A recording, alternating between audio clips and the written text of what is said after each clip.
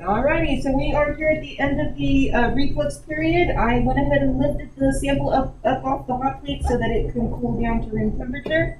I did leave the stirring function on while it was cooling down. That usually helps the cooling go a little faster.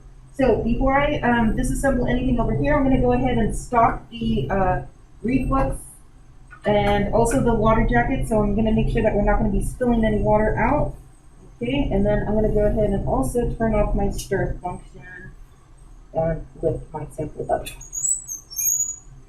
Okay, now to remove this, the nice part about the screw cap here is that it actually makes the sample very easy to remove, and I'm able to transfer it over to my work area.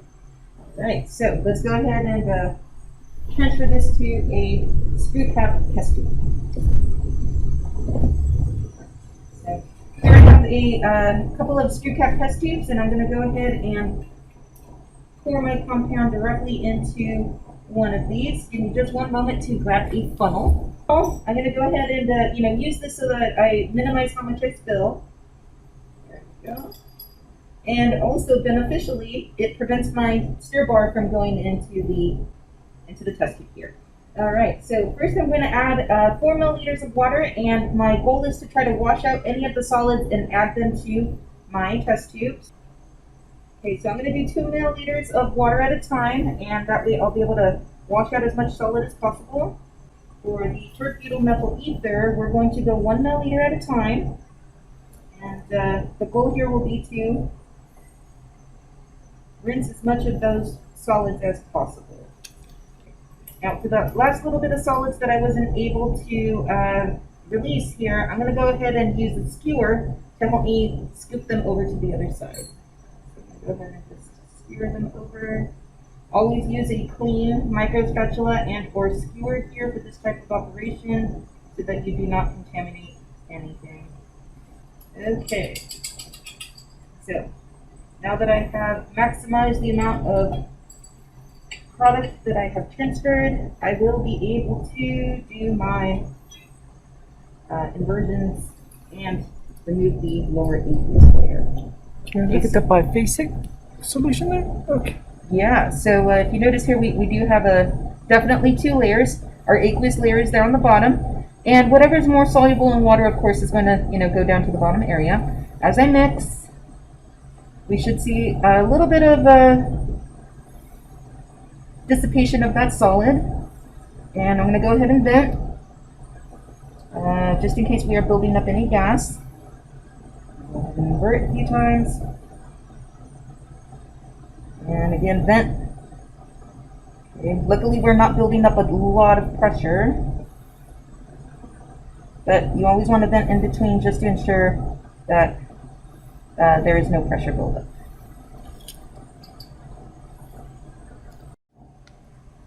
Now that the layers have settled into 2 different layers, I'm going to go ahead and remove the lower aqueous layer using a pipette. So let me remove the cap. And in this case, I'm going to use a pretty long pipette so that I can ensure that I get to the very bottom of my test tube. Okay, looks like I was able to collect all of the lower aqueous layer. My organic layer is nice and clear. It does have a small amount of solids adhering to the sides, but pretty much it is clear. Okay. Our next step will be to extract our aqueous layer with some tert-butyl methyl ether.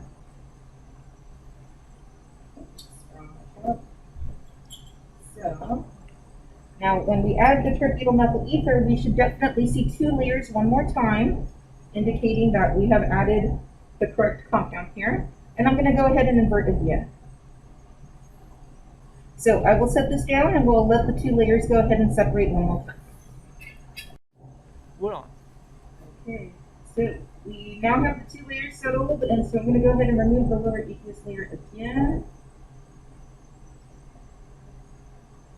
This time my aqueous layer is just going into a test tube, and eventually it'll be discarded.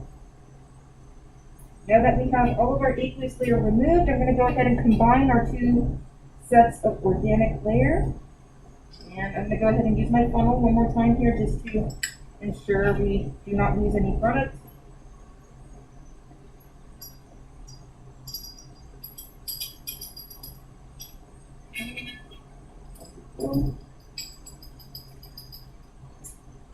Our next portion of the extraction will be to add some sodium hydroxide. So we're going to go ahead and add 2.5 milliliters of sodium hydroxide. This will ensure that any acetaminophen that did not react is removed during this step.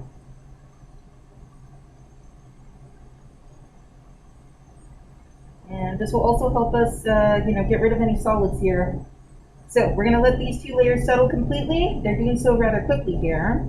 And again, I'm going to remove that lower aqueous layer. Okay, so this is our second portion of sodium hydroxide. So we're doing the base wash twice. And again, the purpose of the sodium hydroxide is to ensure that no acetaminophen or unreacted acetaminophen remains in the mixture. Alrighty, so our last wash for the organic layer is going to be done with some saturated sodium chloride. Saturated sodium chloride is also known as brine. On this last one, it's actually quite hard to see the meniscus.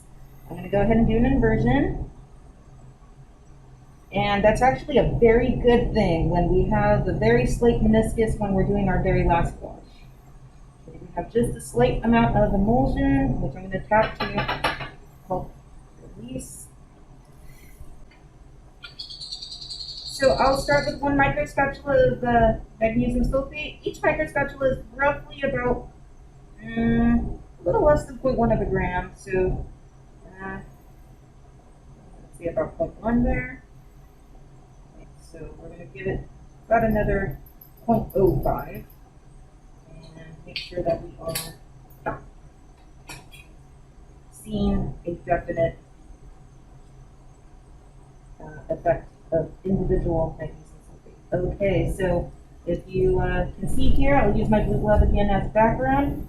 We do have some individual floating magnesium sulfate particles.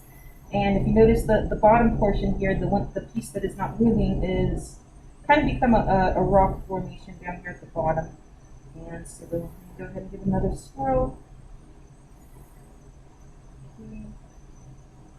Now that I'm swirling it a whole lot, I'm not getting as many loose particles as I'd like, so I'm going to go ahead and give it another half scoop.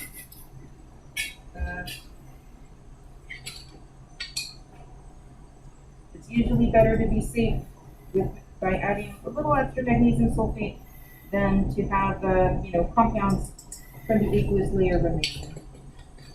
Okay, so in total I've added roughly about 0.2 of a gram. And again, let me cap. Shake it up very well.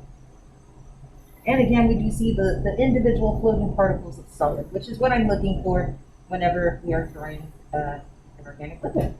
Okay, we're going to let this sit for a few minutes and then we will filter this.